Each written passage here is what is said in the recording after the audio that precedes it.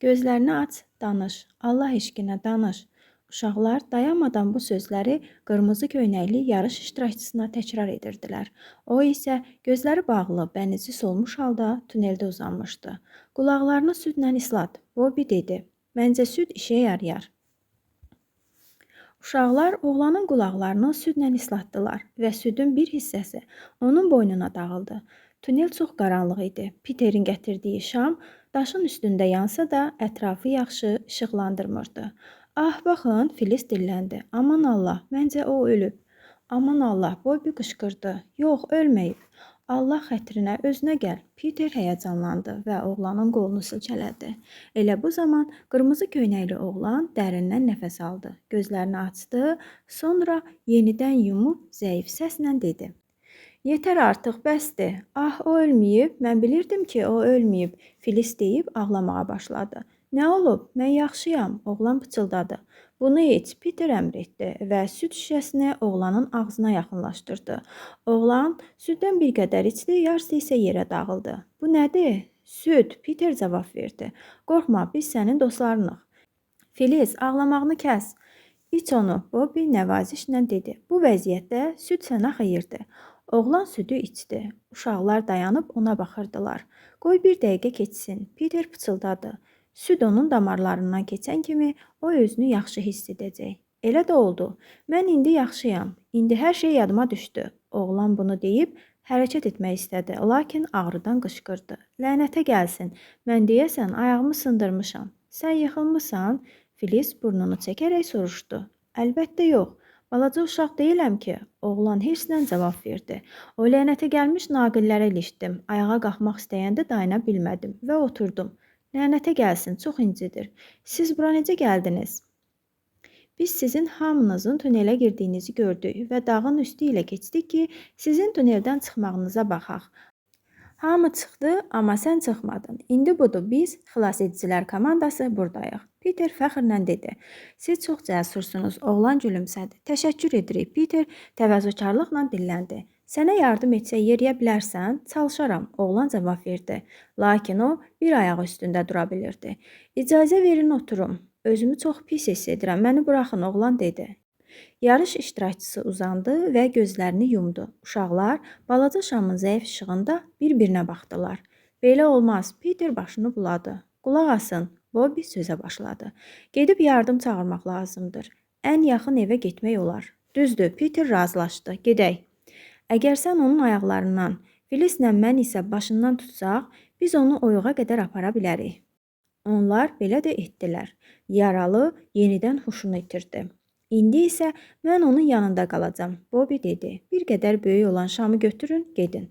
Tez olun, bu şam çox yanmayacaq. Məncə anam səni burada qoyub getməyimə razı olmazdı. Peter şübhə ilə dilləndi. Qoy mən qalım, Filizlə sən get. Yox, Bobby etiraz etdi. Filizlə gedin, mənə öz bıçağını ver. O, özünə gələnə kimi ayaqqabısını çıxarmağa cəhd edəcəm. Ümidvaram ki, biz düz edirik. Peter inamsız idi. Əlbəttə düz edirik, Bobby səbirsizliklə dedi.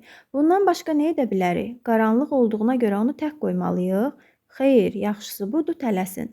Uşaqlar yola düşdülər. Bobby zəif şam işığında onların uzaqlaşdığını görür və sanki ona elə gəlirdi ki, hər şey sona çatır. Bobby balaca şamı qırmızı köynəkli oğlanın ayağının yanındakı daşın üstünə yapışdırdı. Sonra o, Peterin bıçağını açdı. Onu açmaq çox çətin idi. Bu dəfə Bobby onu baş barmağı ilə birtəhər aça bildi. Barmağı əzildi, dırnağı isə qırıldı. Sonra Bobby oğlanın ayaqqabısının ipini kəsib ayağından çıxartdı. O, oğlanın corabını da çıxarmaq istəyirdi. Lakin onun ayağı şişib qəribə şəklə düşmüşdü. Buna görə Bobby corabı ehtiyatla yavaş-yavaş kəsdi.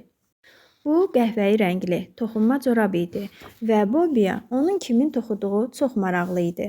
Bəlkə anası toxuyub, bəlkə də indi oğluna görə çox narahatdı.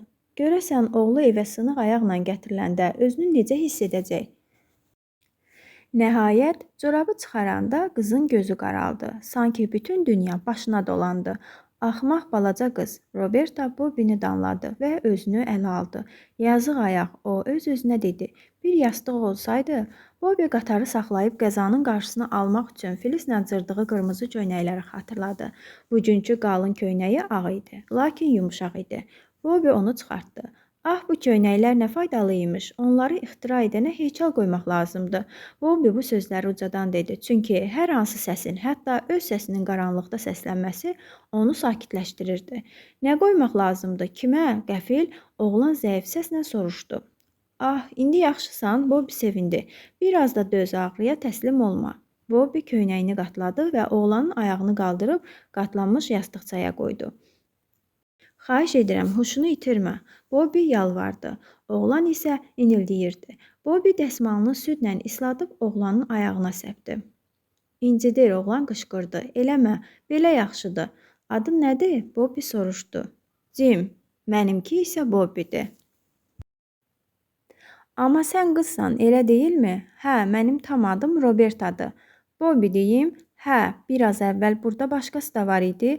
Bəli, Peterlə Filiz, mənim qardaşımla bacım. Onlar səni buradan çıxarmaq üçün köməyə adam çağırmağa getdilər. Nə qəribə adlardır. Oğlan adlarıdır. Kaş mən də oğlan olaydım, hə? Məncə sən elə belə yaxşısan. Mən onu nəzərdə tutmurdum. Yəni demək istəyirəm ki, yəqin mənim də oğlan olmağımı istərdin. Sən elə oğlan kimi cəsursan. Niyə o bir uşaqlarla getmədin? Sənin yanında kimsə qalmalı idi axı, Bobby dedi. Bobby, sənə bir söz deyim, Jim dilləndi. Sən dostsan, gəl əlini sıxım. O əlini uzatdı və Bobby onun əlini sıxdı. Mən səni tərpətmək istəmirəm, qız izah etdi. Çünki tərpənsən, ayağın ağrıyacaq. Cib dəsmalın var? Məncə olmalıdır. Jim cibinə baxdı. Hə, var, neynirsən? Bobby dəsmalı götürdü, süddə islatdı və Jimin alnına qoydu. Bu nədir? O soruşdu. Süd, Bobby dedi. Axı burada su yoxdur. Sən həddindən artıq yaxşı dayəsən. Jim güldü. Mən bəzən anaya da belə edirəm. Bobby dedi. Sözsüz süd yox, ya ətir, ya üzüm sirkəsi, ya da su. Mən gərək şamı söndürüm, çünki səni çölə çıxarmaq üçün bu şam çatmaya bilər. İlahi, sən hər şeyi düşünürsən. Jim təəccübləndi. Bobby şamı üfürüb söndürdü. Təsəvvürünüzə gətirə bilməzsiniz ki, ətraf necə qaranlığa qərq oldu. Bobby, qaranlıqdan səs gəldi. Sən qaranlıqdan qorxmursan? Yox, elə də yox. Gəl əl-ələ tutaq, oğlan dedi və bunu həqiqətən də xoş niyyətlə deyirdi. İndi Bobby qırmızı köynəkli yaralının böyük kobud əlindən tutmuşdu və buna görə də qaranlıq ona qorxunc gəlmirdi. Bobby onun ağrılarını unutturmaq üçün Jim'i güldürməyə çalışır, lakin görürdü ki, qaranlıqda bunu etmək o qədər də asan deyil. Bobby, sən yaxşısan? Jim, məncə sənin ayağın çox ağrıyır. Mən çox üzgünəm. Tunelin içi həm də çox soyuq idi. Peterlə Filiz tunellə gün işığına doğru gedirdilər. Əriyən şamdan tökülən mum Peterin barmaqlarından yerə damcılayırdı. Filizin önlüyünün naqilə ilişib cırılmağını, açılmış ayaqqabı ipinə ilişib yerə yıxılmağını və bu zaman əl-ayağının sıyrılmağını nəzərə almasaq, uşaqların tunellə getməyi hadisəsiz ötüşdü. Bu tunelin sonu yoxdur, Filiz dedi. Həqiqətən də tunelin ucu bucağı yox idi. Davam edək, Peter dedi. Hər şeyin bir sonu var. Yola davam etsən, sona çatarsan. Əgər fikirləşsən, bu sözlərdə dərin məna var və onların belə çətin anlarda xatırlanmasının böyük faydası ola bilər. Birdən Peter qışqırdı. Tunelin sonu görünür. Bax, sanki qara kağızda balaca ağ nöqtədir. Elə deyilmi? Balaca nöqtə getdikcə böyüyür və tunelin divarlarına mavi işıq salırdı. Uşaqlar artıq qabaqda çınqıllı yolu görə bilirdilər. Hava da isinməyə başlayırdı. 20 addımdan sonra onlar artıq isti günəş şüalarının altında idilər. Ətrafda isə yaşıl ağaclar var idi. Filiz dərindən nəfəs aldı. Mən ömrümün sonuna kimi bir daha tunelə girmərəm, o dedi. Hətta içəridə 200 min, milyonlarla yarış iştirakçısı olsa və hamısının ayağı sınsa belə. Səfih olma, Peter həmişəki kimi onu danladı. Sən bunu etməliydin. Düşünürəm ki, bu mənə görə çox cəsur və fədakar bir addım idi. Filiz mənalı başını tərpətdi. Xeyr, Peter etiraz etdi. Bunun sənin cəsarətinlə heç bir əlaqəsi yoxdur. Sadəcə Bobby ilə mən xeyirxahlıq. Görəsən ən yaxın ev hardadır? Ağaclara görə heç nə görmək olmur. Qabaqda bir baca görünür. Filiz barmağını irəli uzadaraq dedi. O siqnal postudur. Peter dedi. Sən növbədə olan siqnalçı ilə danışmağa icazə verilmədiyini bilmirsən? Qadağandır. Tunelə girəndən sonra mən artıq qadağalardan qorxmuram. Gedək, Filiz dedi və dəmir yolu xətti boyunca qaçmağa başladı. Peter də onun dalınca qaçdı.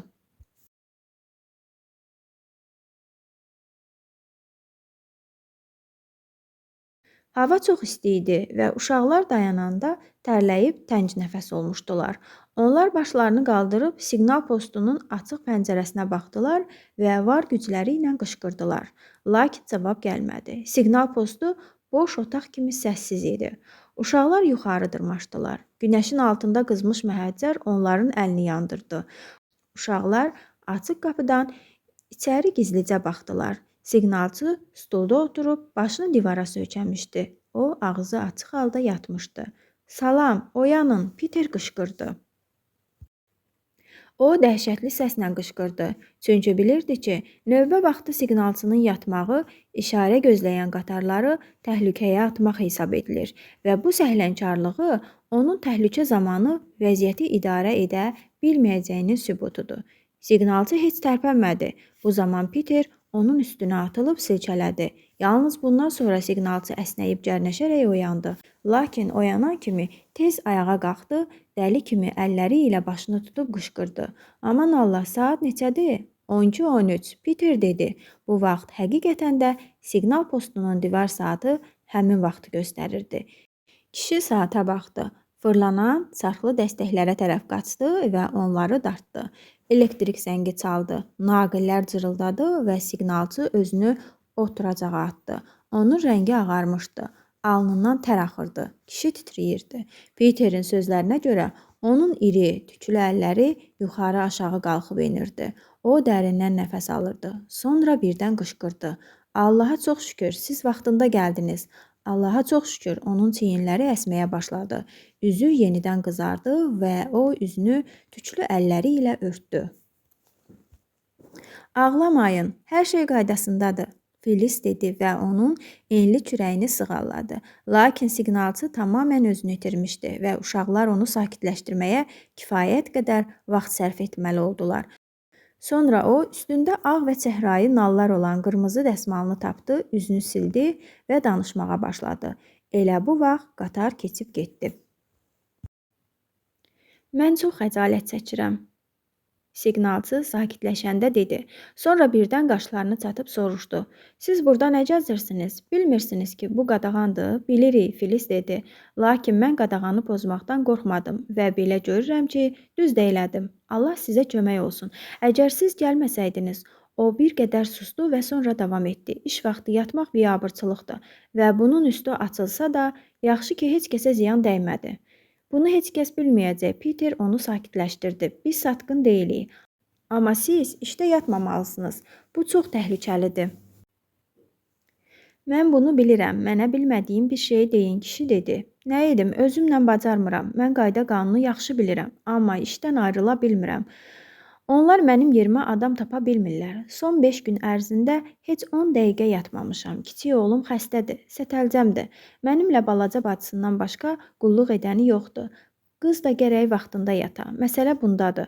Təhlükəlidir deyirsiniz. Mən sizə inanıram, haqlısınız. Əgər istəyirsinizsə, mənim barəmdə xəbər verin. Əlbəttə, biz bunu etmərik. Peter qəzəbləndi. Lakin Filiz siqnalçının ilk sözlərindən başqa dediklərinə əhəmiyyət vermədi. Bilmədiyiniz bir şey deməyimizi istəyirsiniz. Filiz sözə başladı. Mən deyim, tuneldə qırmızı köynəkli bir oğlan var və onun ayağı sınıb. Onun o lənətə gəlmiş tuneldə nə işi var? Kişi soruşdu. Qəzəblənməyin, Filiz mehribanlıqla dilləndi. Bizim bura gəlib sizi oyatmaqdan başqa günahımız yoxdur. Bu da gördüyünüz kimi günah yox savab oldu. Sonra Peter oğlanın tuneldə qalmağının səbəbini danışdı. Yaxşı, kişi dedi, amma mənim əlimdən heç nə gəlmir. Növbəni tərk edə bilmərəm. Onda bizə növbədə olmayan bir adamın yerini göstərin. Filiz dedi. Biraz irəlidə bir ferma var. Onu ağacların arasından görünən tüstüdən tapa bilərsiniz. Siqnalçı dedi və Filiz onun getdikcə əsəbləşdiyini hiss etdi. Yaxşı, salamat qalın. Peter sağollaşdı. Lakin kişi dedi. Bir dəqiqə gözləyin. O əlini cibinə saldı və cibindən pul çıxardıb uşaqlara uzatdı. Buyurun, mən bunu sizə verirəm ki, bugün burada gördüyünüzü heç kəsə deməyəsiniz. Qısa, ağır sükut çökdü. Sonra Filiz acıqla dilləndi. Siz çox murdar adamsınız.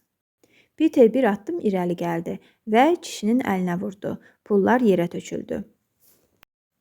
Məni xəbərçilik etməyə ancaq bu hərəkətiniz vadar edə bilər. Peter hirsləndi. Gedək Filiz. O qıpqırmızı qızarıb siqnal postundan çıxdı. Filiz hələ tərəddüd edirdi. Sonra o siqnalçının hələ də havada qalmış əlini tutdu. Peter bağışlamasa da mən sizi bağışlayıram. O dedi. Siz normal düşünə bilmirsiniz, yoxsa belə etməzdiniz. Mən bilirəm, yuxusuzluq adamı gic kimi edir. Anam mənə demişdi. Ümid edirəm, oğlunuz tezliklə sağalar. Filiz gəl, Peter qışqırdı. And içirəm, heç kəsə bir söz demərik. Sağ olun, Filiz deyib çıxdı. Bu məsələdə onun heç bir günahı yox idi. Amma buna baxmayaraq, anlaşılmazlığı yoluna qoymağı doğru hesab edirdi. Siqnalçı əyilib onun üzündən öpdü. Bilirəm, ağlımı itirmişəm. Gedin evə. Mən sizin xəbərçi olduğunuzu demək istəmirdim. Filiz siqnal postunu tərk etdi və Peterlə birlikdə tarlanın arası ilə fermaya yollandı. Onlar arabası ilə köməyə gələn fermerlə birlikdə tuneldəki oyğun yanına çatanda Cim artıq yatırdı. Mənə elə gəlir ki, onu əvvəlcə həkimə göstərmək lazımdır, fermer dedi. Onu bizim evə aparaq. Bobby dedi. O yola yaxındır. Mən əminəm, anam etiraz etməz. Ana, gizli keçid və puç olan arzular barədə hekayə yazırdı və bu an onun iş otağının qapısı taybatay açıldı və Bobby qaçaraq tənginəfəs halda içəri girdi. Ananın qələmi əlindən yerə düşdü. Ah, ana, Bobby qışqırdı. Düş aşağı. Biz tuneldə qırmızı köynəkli bir yaralı tapdıq. Onun ayağı sınıb. İndi Peterlə Filiz onu evə gətirir. Onu baytara aparsınlar. Ana qaşlarını çataraq dedi. Mən evdə çolaq it saxlaya bilmərəm. O it deyil, oğlandır. Bobby gülərək dedi. Onu evinə, anasının yanına aparmaq lazımdır. Onun anası ölüb. Bobby dedi. Ana, sən ona qarşı mehriban ola bilərsən. Mən ona dedim ki, sən onun evimizə gəlməyinə etiraz etməzsən. Axı sən həmişə hamıya kömək etmisən. Ana gülümsəyib köksünü ötürdü. Övladlarının yardıma ehtiyac duyanlara köməyə hazır olduğunu bilməsi nə yaxşı duyğudur. Lakin bəzən onların əminliklə hərəkət etməsi insanı çaşdırır. Ah, yaxşı, ana dedi. Biz ona əlimizdən gələni edərik. Nə yaxşı ki, onu bura gətirdiniz. Cim, həkim gələnə kimi mənim çarpayımda uzanarsan. Cim ananın mehriban baxışlarını hiss edib ürəkləndi. Heç sizə bu qədər əziyyət vermək istəməzdim. Narahat olma, ana dedi. Əziyyət çəkən sənsən, biz deyilik. Ana öz oğlu kimi onun başını sığalladı. Sənin burada bizimlə olmağına çox şadıq. Elə deyilmi, Bobby? Elədir, Bobby təsdiqlədi. O, ananın üzündəki ifadədən qırmızı sviterli yarış iştirakçısını evə gətirməkdə necə haqlı olduğunu görürdü. Ana həmin gün hekayəsini bitirə bilmədi. Çünki uşaqların 3 bacaya gətirdikləri qırmızı köynəkli yaralı ilə məşğul olmaq lazım idi. Həkim gəldi və Cimin ağrılarının artmasına səbəb oldu. Ana bütün günü onun yanında idi. Uşaqlar aşağıda, qonaq otağında oturub yuxarıdan gələn səslərə qulaq asırdılar. Bir-iki dəfə möhkəm inilti səsləri eşidildi. Dəhşətdir, Bobby narahat olurdu. Kaş həkim Forrest işini tez bitirəydi. Yazıq Cim. Dəhşətdir, Peter dedi. Lakin çox maraqlıdır. Kaş həkim bizim də otaqda qalmağımıza izin verəydi. Mən ayağın yerinə necə salındığını görmək istəyirəm. Bəsdir, qızlar xorla qışqırdılar. Cəfəngiyat, Peter təəccübləndi. Sən necə qırmızı xaç işçisi olacaqsan? Axı döyüş meydanında belə sözləri işləyəcəksən, onda dirsəklərinə qədər qana bulaşacaqsan və bəsdir, rəngi ağappaq olmuş Bobby qışqırdı. Sən necə gülünc danışdığını bilmirsən. Elədir, qıpqırmızı qızarmış. Filiz də hirslənmişdi. Qorxaqlar, Peter onların üstünə qışqırdı. Mən qorxaq deyiləm, Bobby etiraz etdi. Ana sənin yaralı ayağını sarıyanda mən ona kömək edirdim. Eləcə də Filiz. Sən ki bunu yaxşı bilirsən. Yaxşı, Peter başını buladı. Qulaq asın. Yaxşı olar ki, mən gündə yarım saat sənə qırılmış sümüklərdən və insan orqanlarından danışım ki, alışasan. Yuxarıda stulun səsi eşidilirdi. Qulaq as, Peter dedi. Bu sümük xırçıldısıdır. Sussan yaxşı olar, Filiz dilləndi. Bobinin xoşuna gəlmir. Mən sizə orada nə baş verdiyini danışacağam, Peter dedi. Heç bilmirəm o niyə belə davranırdı. Bəlkə də günortaya qədər çox mehriban və xeyirxah olduğundan indi artıq dəyişməli idi. Bunun adı əks təsirdir. Bu dəyişikliyi hamıda görmək olar. Bir insan uzun müddət yaxşılıq edir və sanki birdən mənfi cəhətləri ona hücum çəkir. İndi mən sizə orada nə baş verdiyini danışacağam. Peter dedi. Həkim ayağı sınan adamı kəmərlə çarpayıya bağlayır ki, o müqavimət göstərməsin və ya həkimə mane olmasın. Sonra bir nəfər onun başını tutur, bir nəfər də sınmış ayağını tutur və onu dartır ki, qırılmış sümük yerinə düşsün. Əlbəttə ki, sümük xırçıldayır. Sonra isə həkim ayağı kəmərlə bağlayır. Gəlin həkim xəstə oyunu oynayaq. Yox, Filiz dedi. Lakin Bobby birdən dedi. Yaxşı, gəl oynayaq. Mən həkim olacağam. Filiz də tibb bacısı. Sən ayağı sınmış xəstə ola bilərsən. Gedim sarğı taxtası və bint gətirim. Peter dedi. Siz isə xəstənin yerini düzəldin. Evə köçərkən yeşiklərə bağlanmış kəndirlər damdakı taxta qutuda idi. Peter bir yumaq kəndir və 2 taxta gətirəndə Filiz istehza ilə gülürdü. Başlayın, Peter dedi və uzanıb nalə çəkərək inildəməyə başladı. Belə möhkəm qışqırma, Bobby söylənib onu iplə yatağına sarmağa başladı. Dart, Filiz.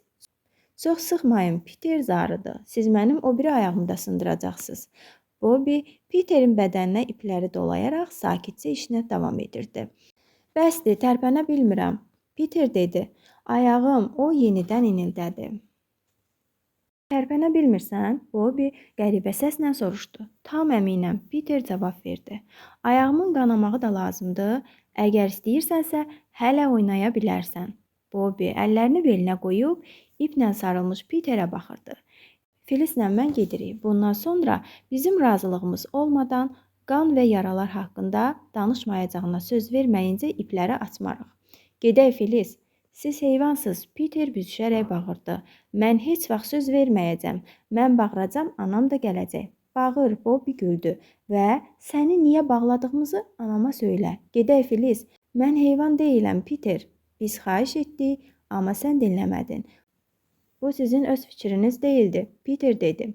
Siz bunu kitabdan götürmüsünüz. Bobby ilə Filiz sakitcə otaqdan çıxanda qapıda həkimlə rastlaşdılar. Bu iş düzəldi, o dedi. Şübhəsiz ki, hər şey yaxşı olacaq. Cəsur, cavan oğlandı. Ah, bu nədir? Onun gözləri skamyaya sarınmış vəziyyətdə səssiz uzanan Peterə sataşdı. Əsir oyun oynayırsınız, o soruşdu və bu zaman qaşları bir qədər çatıldı. Onun heç ağlına da gəlməzdi ki, o yuxarıda xəstə ilə əlləşərkən Bobby aşağıda oynaya bilər. Yox, Bobby dedi. Əsir oyunu deyil. Biz sümük salmaq oyunu oynayırdıq. Peter xəstə idi. Mən isə həkim. Həkimin qaşları çatıldı. O zaman deməliyəm ki, bu qəddar oyundur. Siz heç təxmin edirsiniz ki, yuxarıda nə baş verir? Zavallı oğlan qan tərə batmış vəziyyətdə hər dəfə ayağına toxunanda qışqırmamaq üçün dodaqlarını dişləyir. Biz onu bağlamalı idik, Filiz dedi. O çox, sus. Bobby onun sözünü kəsdi. Mən üzr istəyirəm, amma biz qəddar deyilik.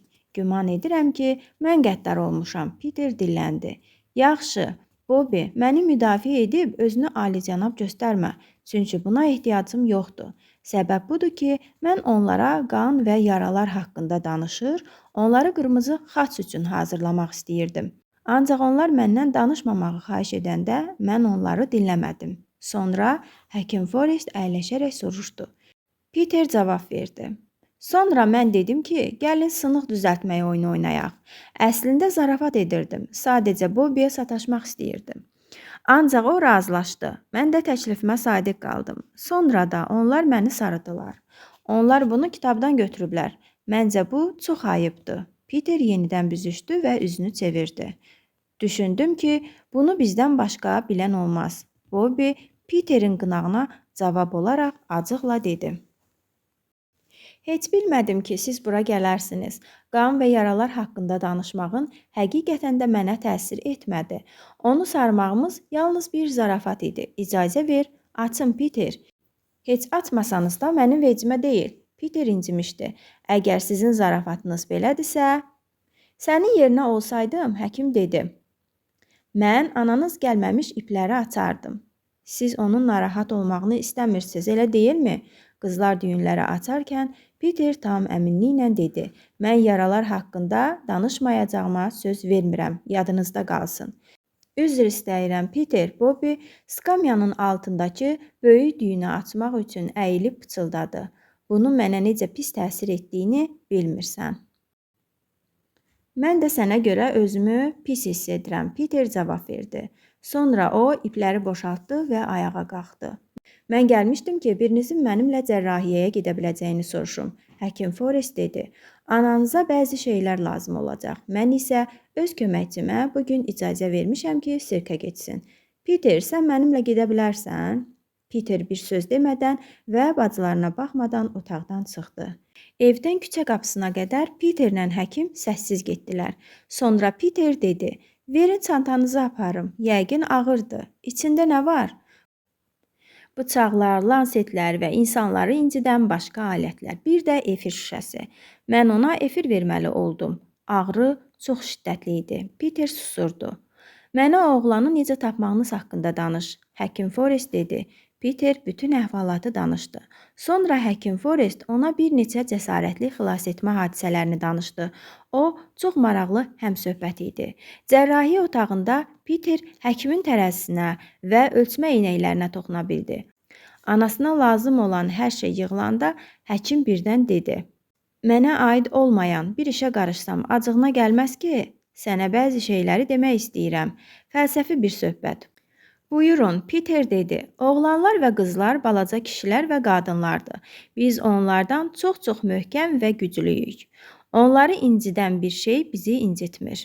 Məsələn, sən qızı itələməməlisən. Mən bunu heç düşünmürəm də, Peter acıqla mızıldandı. Hətta öz bacın olsa belə, çünki qızlar bizdən zərif və incədilər və bu incəlik təbiətin qanunudur. Belə olmasa, körpələrə də pis təsir edərdi. Bu səbəbdən bütün heyvanlar, ana heyvanlarla yaxşı davranır. Sən bilirsən ki, güclü növ zəiflərlə heç vaxt dalaşmır. Bilirəm, Peter həvəslə cavab verdi. İki erkək dovşan bütün günü dalaşa bilər, amma dişi dovşana qətiyyən toxunmaz. Elədir, hətta vəhşi heyvanlar, şirlər, fillər, dişi heyvanlara qarşı yumşaq davranır. Biz də elə etməliyik. Başa düşürəm, Peter dedi. Onların ürəyi də yumşaqdır və biz onları incidə biləcək heç nə düşünməməliyik. Beləliklə, kişi nəinki hərəkətlərinə, hətta sözlərinə də fikir verməlidir. Qadınlar çox cəsurdular. Sən Bobby'nin həmin yaralı oğlanla tək-tənha tuneldə sizi gözləməyini yadına sal. Çox qəribədir. Zərif və asanlıqla inciyən bir qadın həyatın bütün çətinliklərinin öhdəsindən gələ bilər. Mən bir çox cəsur qadın tanıyıram və sizin ananız da onlardan biridir. Həkim birdən sözünü bitirdi. Bəli, Peter dedi. Bax bu qədər. Bunları dediyimə görə üzr istəyirəm. Lakin heç kəs ona deyilmədən hər şeyi bilə bilməz. Sən mənim nə demək istədiyimi başa düşdün, elədir? Bəli, Peter dedi. Mən çox peşmanam. Əlbəttə peşmansan. İnsanlar səhvlərini anlayanda peşman olurlar. Hamı bu fəlsəfi fikirləri öyrənməlidir. Onlar bir-birinin əlini sıxıb ayrıldılar. Peter evə girəndə bacıları şübhə ilə ona baxırdılar. Sülh elan edirəm. Peter səbəti masanın üstünə qoyub dedi. Həkim Forrest mənimlə fəlsəfi söhbət etdi. Onun dediklərini sizə danışmağımın mənası yoxdur. Çünki siz onsuz da bir şey başa düşməyəcəksiniz. Bu, siz qızların təbiətən zavallı, yumşaq, zəif, hər şeydən ürkən, qorxaq xarakterə malik olduğunuz, biz kişilərin isə bununla barışmağa meyilli və hazır olduğumuzdan irəli gəlir. O, sizin dişi, vəhşi heyvanlar olduğunuzu dedi. Səbəti anaya mən aparım, yoxsa siz? Mən oğlanların necə olduğunu bilirəm. Yanaqları qızaran Filiz dedi. Onlar dünyanın ən kobud, ən iyrənc. Onlar bəzən çox cəsur da olurlar. Bobby onun sözünü kəsdi. Sən yuxarıda yatan oğlanı nəzərdə tutursan, başa düşürəm. Filiz, davam et. Mən sənin hər sözünə dözəcəm. Çünki sən zavallı, zəif, qorxaq, yumşaq. Saçını yolsam da dözəcəksən. Filiz hirslə Peterin üstünə cumdu. O sülh elan etdi, Bobby dedi və Filisi geri çəkdi. Peter səbəti götürüb otaqdan çıxanda Bobby pıçıldadı. Görmürsən o peşmandır. Sadəcə bunu demək istəmir. Gəl ona peşman olduğumuzu söyləyək. Bu yaltaqlıqdır, Filiz razılaşmadı. O bizi dişi vəhşi heyvan, zəif, qorxaq adlandırdı. Elə isə gəl ona göstərək ki, bizi yaltaq hesab eləməyi vecimizə də deyil, Bobby dedi. Peter hələ də özündən razı halda otağa qaydanda Bobby dilləndi. Peter, səni bağladığımıza görə peşmanıq. Mən peşman olacağınızı bilirdim. Peter çox sərt və təcəbbürlə bildirdi. Buna dözmək nə qədər çətin olsa da, Bobby davam etdi. Bəli, peşmanıq, qoy hər iki tərəfin könlü şad olsun. Mən sülh elan etdim, Peter incik halda dedi. Yaxşı, qoy sülh olsun, Bobby dedi. Filiz, gedək çay gətirək. Pit, süfrəni aça bilərsən. Çay süfrəsindən sonra qızlar fincanları yuyanda artıq əminamanlıq bərpa olunmuşdu. Odur ki, Filiz dedi, məncə həkim Forrest bizi həqiqətən dişi vəhşi heyvan adlandırmaz. O belə dedi, Peter israr etdi. Lakin məncə o demək istəyirdi ki, biz də erkək vəhşi heyvanlarıq. O çox gülməli adamdır. Filiz bunu deyəndə əlindəki fincan düşüb qırıldı. Ana, gələ bilərəm? Peter anasının iş otağının qapısından səsləndi. Ana masanın arxasında oturmuşdu. Gəl əzizim, ana başını qaldırmadan cavab verdi. Nəsə olub? Elə indicə Cimin babasına məktub yazırdım. Bilirsən, o bu yaxınlıqda yaşayır. Hə, sən çay süfrəsində demişdin. Mən də elə bu barədə danışmaq istəyirdim. Ona mütləq yazmalısan. Olmaz ki, Cim burada qalsın və tam sağalandan sonra qohumlarına deyək. Bu, onlar üçün böyük sürpriz olar. Bəli, ana gülərək dedi. Məncə də sürpriz olar. Bilirsən, ana, Peter davam etdi. Əlbəttə, qızlara görə yaxşıdır. Onların əleyhinə bir söz demirəm. Lakin bəzən evdə söhbət etməyə lap bir nəfər oğlan olmasını da istərdim. Hə, ana dedi. Bilirəm, sən bəzən darıxırsan. Lakin əlimdən heç nə gəlmir. Bəlkə gələn il səni məktəbə göndərim. İstəyərsən? Mən o biri uşaqlar üçün darıxmışam. Peter boynunu aldı. Ancaq Cimin ayağı sağlandan sonra da burada biraz qalarsa əla olar. Bu vaxt biz maraqlı oyunlar oynaya bilərik. Mənim buna heç bir şübhəm yoxdur, ana dedi. Bəlkə də o qala bilər. Amma bilirsən ki, biz zəngin deyilik. Onun hər istəyini yerinə yetirə bilməyəcəm. Axı ona baxıcı lazımdır. Ana, bəs sən özün ona baxa bilməzsən? Sən adamlara elə yaxşı qulluq edirsən ki... Gözəl sözlərə görə təşəkkür edirəm, Pit. Lakin mən eyni zamanda həm hekayə yaza, həm də xəstəyə qulluq edə bilmərəm. Məsələ bundadır. Onda belə çıxır ki, sən məktubu onun babasına göndərməlisən. Əlbəttə, onun müəlliminə də. Axı onlar çox nigarandılar. Ana, onun babası dayə tuta bilməz. Bu əla olardı. Bəlkə də onun çoxlu pulu var. Oxuduğumuz kitablardakı babalar elə olur. Amma bu baba kitabda deyil. Ona görə də biz onun zəngin olacağını gözləməməliyik. Deyirəm ki, Peter fikrə gedərək dedi. Biz hamımız kitabda yaşasaydıq, bu kitabın müəllifi də sən olsaydın çox yaxşı olardı, hə? O zaman sən müxtəlif maraqlı əhvalatlar uydurardın. Cimin ayağı tez, hətta sabah sağalardı. Ata evə tez gələrdi. Ata üçün çox darıxırsan? Peterə elə gəldi ki, anası bu sualı soyuqqanlı tərzdə soruşdu. Dəhşətli dərəcədə. Peter qısa cavab verdi. Bu vaxt anası ikinci məktubu zərfə qoymuşdu və artıq üstünə ünvan yazırdı. Bilirsən, Peter yavaş-yavaş davam etdi. İndi ata yoxdur. Demək ki, evdə yeganə kişi mənəm. Buna görə də Cimin qalmağını çox istəyirəm. Ana, sən bizim hamımızın olduğu və atanın evə tez qayıtdığı barədə bir kitab yaza bilməzsən? Peterin anası onu birdən qucaqladı və qollarının arasında bir dəqiqə səssiz saxladı. Sonra dedi. Səncə hamımızın Allahın yazdığı kitabda olduğumuzu düşünmək daha yaxşı deyil? Əgər kitabı mən yazsam, onda səhvlər də edə bilərəm. Lakin Allah hekayəni hamının xeyrinə necə bitirməyi çox gözəl bilir. Sən həqiqətən buna inanırsan, ana? Peter sakitcə soruşdu. Hə, ana cavab verdi. Mən həmişə buna inanıram. Yalnız hər şeyə inamımın itdiyi çox kədərli olan günlərdən başqa həmişə inanıram. Lakin hətta belə anlarda da bunun həqiqət olduğunu bilmişəm və inanmağa çalışmışam. Peter, həmin vaxtlarda bunu o qədər çox istəyirəm ki, indi isə məktubları poçta apar və keyfini pozma. Möhkəm olmaq lazımdır. Bu bütün xüsusiyyətlərdən üstündür. Xəbərin olsun ki, Cim hələ 2-3 həftə burada olacaq. Axşama qədər Peter özünü mələk kimi apardı və hətta arada Bobby onun xəstələndiyini düşünüb qorxdu da. Lakin səhər onun həmişəki kimi Phyllis'in saçlarını stulun arxasına hördüyünü görüb sakitləşdi. Səhər yeməyindən az sonra qapı döyüldü.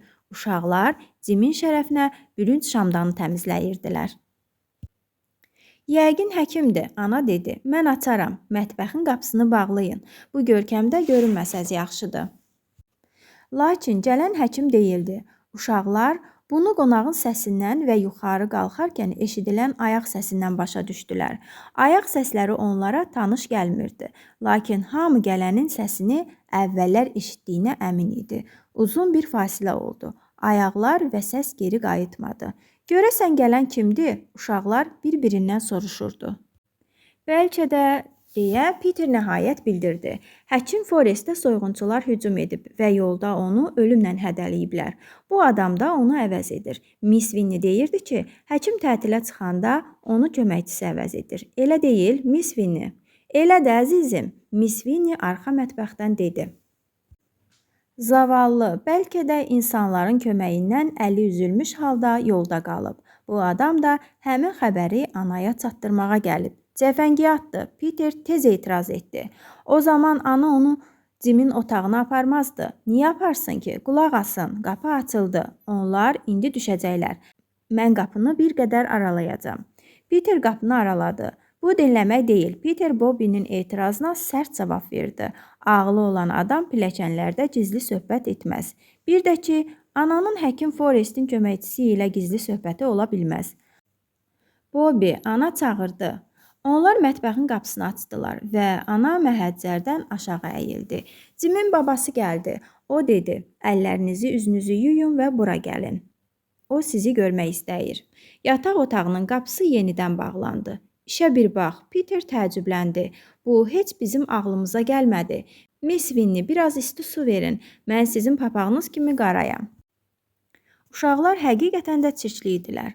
Onlar hələ də sabun və fırça ilə yuyunanda birdən ayaq səslərinin aşağı düşüb nahar otağına daxil olduğunu eşitdilər. Nəhayət, onlar təmiz, lakin biraz islanmış vəziyyətdə işlərini bitirdilər. Əlləri tam qurutmaq bir qədər vaxt tələb edirdi. Uşaqlar isə babanı görməyə tələsirdilər. Onlar nahar otağına qaçdılar. Ana pəncərənin yanında oturmuşdu. Atanın həmişə oturduğu dəri kresloda əyləşən isə onların dostu, yaşlı centilmen idi. Heç vaxt ağlıma gəlməzdi. Peter salam verməmiş, heyrətini gizlədə bilmədi. Sonralar o izah etdi ki, təəccübündən ədəb deyilən bir anlayışı tamam unutmuşdu. Bu bizim yaşlı centilmendir. Phyllis də təəccübləndi. Bu Cimin babasıdır. Ana yaşlı centilmeni təqdim etdi. Çox gözəl. Peter dedi, bu elə kitaba oxşayır, elə deyilmi ana? Ola bilər, ana gülümsədi. Bəzən həyatda baş verən hadisələrlə kitabdakıların bənzərliyi çox olur. Mən çox şadam ki, bu sizsiz, Phyllis dedi. Dünyada olan minlərlə yaşlı centilmeni nəzərə alsaq, bu böyük təsadüfdür. Siz Cimi aparmırsınız, elə deyilmi? Peter soruşdu. İndi yox, yaşlı centilmen dedi. Ananız onun burada qalmağına razı oldu. Mən baxıcı göndərmək istədim, amma ananız dedi ki, özü ona qulluq edəcək.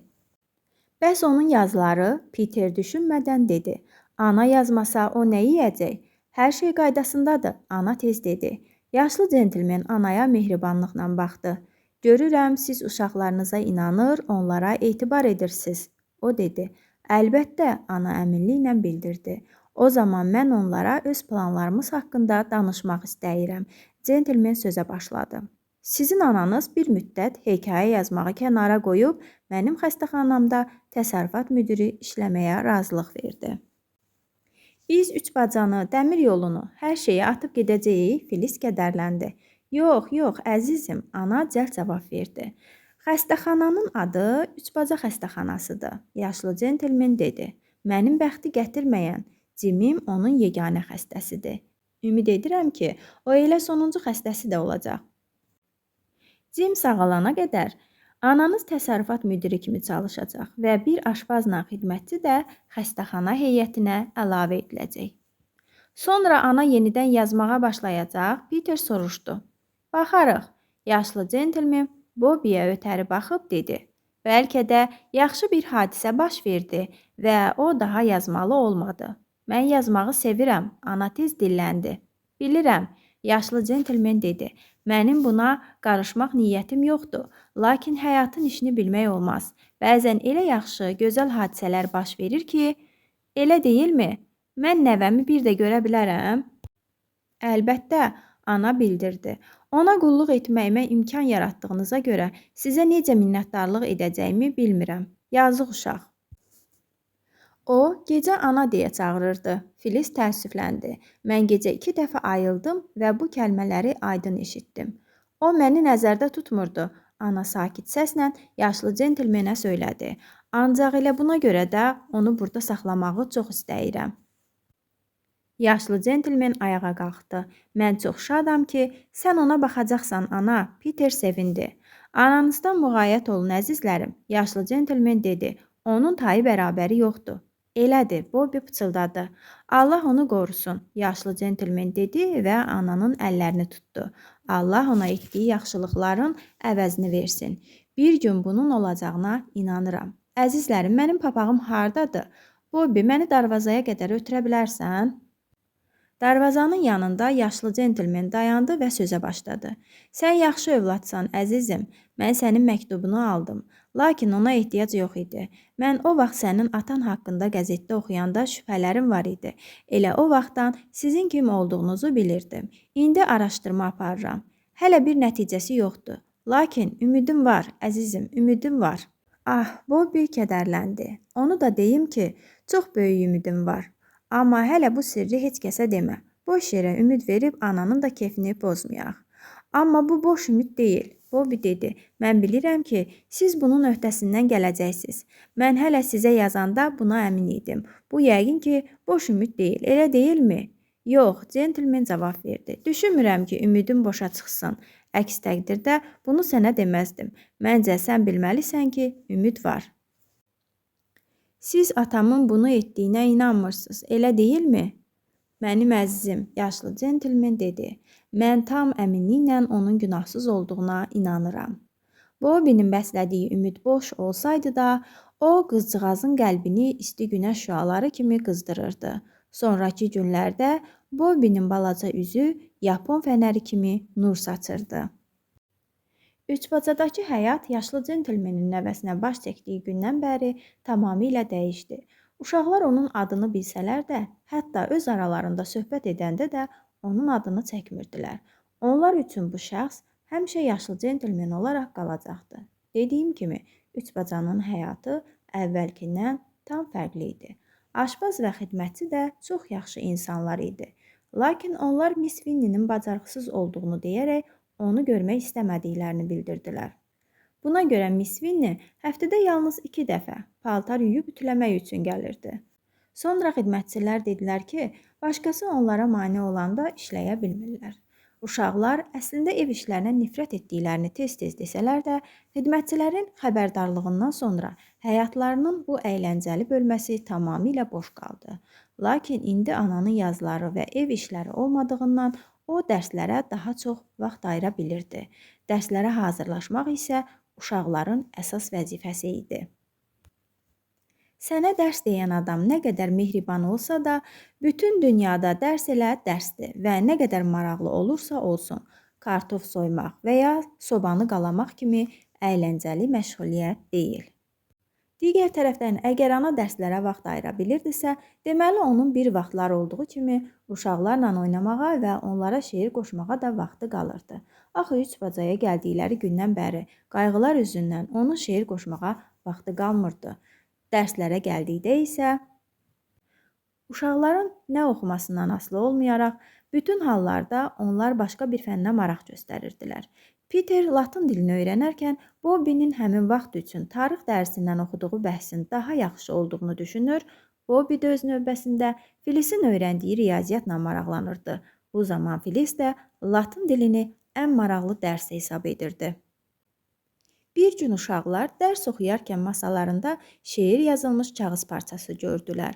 Bu şeirlər uşaqların məşğul olduğu dərslərə aid olmaqla yanaşı, həm də onları daha yaxşı yadda saxlamağa kömək edirdi. Belə şeirlər dərsləri həm də daha əyləncəli edirdi. Həmin şeirlər göstərirdi ki, dərs keçən adam dərslərin elə də asan olmadığını nəzərə alır və keçilən mövzunu çətin qavradıqlarına görə uşaqları kütbeyin hesab eləmir. Cimin ayağı sağaldıqca onun yanında oturub məktəb həyatı və digər oğlanlar haqqında hekayələr dinləmək çox maraqlı olurdu. Peter bütün bu söhbətləri böyük maraqla dinləyirdi.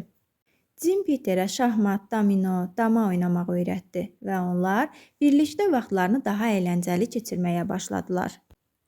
Cimin ayağı gündən-günə sağalırdı. Bir dəfə Bobby, Peter və Filiz öz aralarında onu əyləndirməyi qərara aldılar. Lakin bunun bir oyun yox, fərqli bir şey olacağını düşünsələr də heç cür müəyyən bir fikrə gələ bilmədilər. Bu heç yaxşı deyil.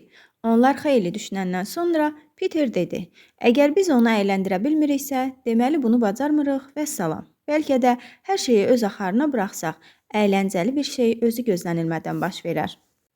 Bəzən hadisələr insan planlaşdırmadan öz-özünə baş verir, deyə Filiz bu sözləri elə söylədi ki, kənardan baxan adam dünyada baş verən bütün hadisələrin onun planlaşdırdığını düşünərdi. Kaş nə isə bir şey baş versin, Bobby xəyala dalaraq dedi. Möhtəşəm bir şey. O, bu sözləri deyəndən 4 gün sonra möhtəşəm hadisə baş verdi. Kaş dilimə 3 gün sonra kəlmələri gələydi. Axı nağıllarda hadisələr həmişə 3 gün sonra baş verir. Lakin bu nağıl deyildi və həqiqətən də hər şey 3 deyil, 4 gün sonra baş verdi. Son günlər onları tamamilə dəmir yolu uşaqları adlandırmaq olmazdı. Günlər bir-birini əvəz etdikcə Filizin qəlbindən qəribə bir his keçməyə başlamışdı. Bir gün o, kədərli halda dedi. Görəsən, dəmir yolu bizim üçün darıxır. Axı biz çoxdandır ki, onu görməyə getmirik. Bu naşükürlükdür. Biz həmişə darıxanda onu çox sevirdik. Bobby təəssüfləndi. Konduktor tez-tez Cimi soruşmağa gəlir. Peter dedi. Siqnalçının da oğlu yaxşıdır. Bunu mənə konduktor dedi. Mən adamları nəzərdə tutmuram. Filiz izah etdi. Dəmir yolunun özünü deyirəm. Mənim ən çox xoşuma gəlməyən bizim artıq qatara əl yelləməməyimiz və ataya sevgi göndərməməyimizdir. Bobby elə 4-cü gün dedi. Gəlin əvvəlki kimi edək, Filiz dedi. Onların tezdən durub çaydanın dibini yandırdığı, alma piroqu yeyib, dəmir yoluna ilk dəfə getdikləri səhərdən bəri evdə çox şey dəyişmişdi. Budur, artıq yenə də evdə xidmətçilər gəzir, ana daha yazı yazmır, zaman isə əvvəlki kimi tez keçmirdi. Artıq sentyabr ayı idi və dəmir yoluna gedən yamacdakı otlar saralmışdı. Uzun otlar qızılı naqil parçaları kimi diş durur, yabani qızılgülün, yasəmənin qönçələri ətrafa ətir saçırdı. Bobby bir dəstə gül yığdı və onu Cimin yatağındakı yaşıl çəhrayı rəngli ipək yüzlü yorğanın üstündə çox gözəl görünəcəyini düşündü. Tələsin, Peter dedi, 9-15 qatarına gecikə bilərik. Mən bundan sürətli qaça bilmirəm, Filiz deyindi. Of, bezdim, çəkmələrimin ipi yenə açıldı. Sən ərə gedəndə Peter zarafatla dedi. Kilsə mehrabına gedərkən yolda ayaqqabılarının ipi açılacaq və gələcək ərin onlara ilişib yıxılacaq. Burnunu əzəcək. Sonra da sən onunla evlənmək istəmədiyini deyəcəksən və qarıyıb evdə qalacaqsan. Qalmayacam, Filiz qəzəbləndi. Qarıyıb evdə qalmaqdansa elə burnu əzilmiş adama ərə gedərəm də, burnu əzilmiş adama ərə getmək dəhşətdir. Bobby güldü.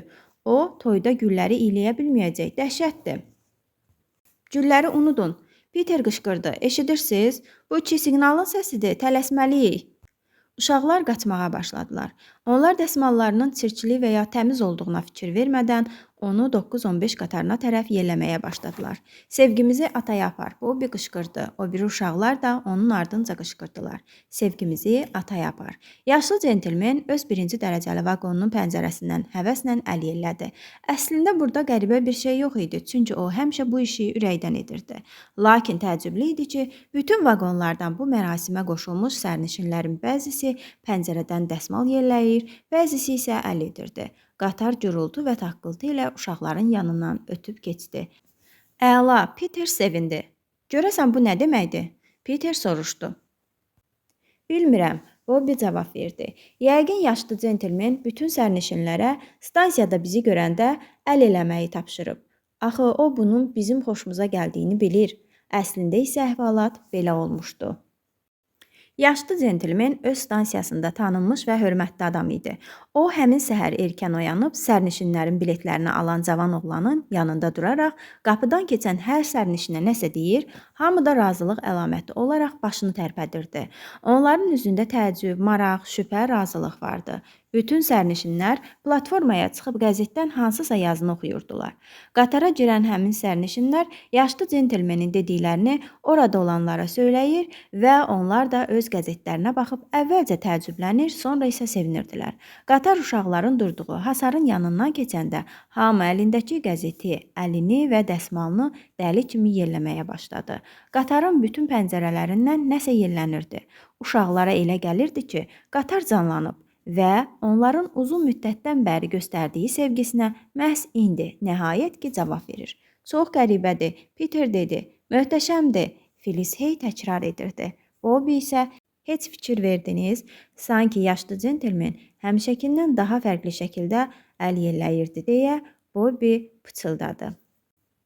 Yox, uşaqlar az qala xorla dilləndilər. Mən fikir verdim, Bobbi dedi. Mənə elə gəlir ki, o əlindəki qəzetlə bizə nəsə deməyə çalışırdı. Nəyi deməyə? Peter təəccüblə soruşdu. Bilmirəm, Bobbi cavab verdi. Lakin mən özümü çox sevincli hiss edirəm. Sanki nəsə yaxşı bir şey olacaq. O olacaq ki, Filizin corabı indi düşəcək. Peter dilləndi. Peter haqlı idi. Filiz qatara əl yelləyərkən corabını saxlayan corab bağı qırılmışdı. Uşaqlar corabı Bobbinin dəsmalı ilə bağlayıb evə qayıtdılar. Həmin gün dərslər Bobbiyə həmişəkindən daha çətin gəlirdi. 144 ac uşağın arasında 48 funt əti və 36 funt çörəyi bölmək ona o qədər çətin görünmüşdü ki, ana artıq bundan narahat olmağa başlamışdı. Əzizim, özünü yaxşı hiss etmirsən? O soruşdu. Bilmirəm, Bobbi gözlənilmədən cavab verdi. Mən özümü necə hiss etdiyimi bilmirəm. Bu o demək deyil ki, mən tənbələm. Ana, olar mən bugün dərsimi etməyib çıxım? Sanki biraz tək qalmaq istəyirəm. Əlbəttə, çıxa bilərsən, ana dedi. Bobbi öz yazı taxtasını yerə atdı. O, tam ortadan bölündü və artıq lap işə yaramayacaq vəziyyətə gəldi. Lakin qızcığaz onu qaldırmadan güllə kimi otaqdan çıxdı. Ana onu dəhlizdə çətirlərin və plaşların arasında papağını axtararkən tuta bildi. Nə olub əziz balam? Ana soruşdu. Xəstələnmisən? Bilmirəm, ana. Bobbi bir qədər təngi nəfəs cavab verdi. Mən tək qalıb biraz düşünmək istəyirəm. Bəlkə biraz uzanasan? Ana Bobbinin saçlarına sığal çəkərək dedi. Məncə bağa getsəm daha yaxşı olar. Bobbi cavab verdi. Lakin o bağda da özünə yer tapmırdı. Sanki bağdakı bitkilər də hansısa hadisənin baş verəcəyini gözləyirdi. Bu, sanki ətrafda hər şeyin nə isə gözlədiyi sakit, günəşli payız günlərindən biri idi. Bobbi gözləyə bilmirdi. Mən stansiyaya getməliyəm. O dedi. Gedim, konduktorla söhbət edim. Siqnalçının oğlunun halını soruşum. Beləliklə, o bağdan stansiyaya yollandı. Yolda o poçt binasında onu öpüb qucaqlayan yaşlı qadınla rastlaşdı. Qadın ona dedi. Allah səni saxlasın bala. Sonra bir qədər susub əlavə etdi. Tez qaç. Bəzən lovğalanan, bəzən isə mədəni olduğunu göstərməyi sevən Dərzioğlu papağını çıxarıb Bobbi ilə salamlaşdı. Əlində qəzetlə gələn dəmirçi də çox qəribə görünürdü. O çox qaraqabaq olmasına baxmayaraq gülür və əlindəki qəzeti yelləyirdi. Bobbi onunla salamlaşanda dəmirçi ona dedi. Sabahın xeyir, mis. Sənə çoxlu sevincli günlər arzulayıram. Bobbinin ürəyi həyəcanla döyünməyə başladı və öz-özünə düşündü. Nəsə baş verəcək, mən bunu hiss edirəm. Ətrafda hər kəs çox qəribədir. Stansiya rəisi onun əlini mehribancasına ürəklə sıxdı. Halbuki əvvəllər bunu belə həvəslə etməmişdi. O sadəcə dedi, 11:54 qatarı bir qədər gecikir, mis. Tətil günlərində yük çox olur. Sonra Bobbinin heç vaxt ayaq basmağa ürək etmədiyi otağına girdi. Konduktor görünmürdü. Bobby platformada stansiya pişiyi ilə durmuşdu. Bu qoca pişik quyruğunu qaldırıb özünü Bobby'nin qəhvəyi corablarına sürtürdü. Canım, Bobby çömbəlib pişiyi sığalladı. Bugün hamı, hətta sən də mənə qarşı necə mehribansız.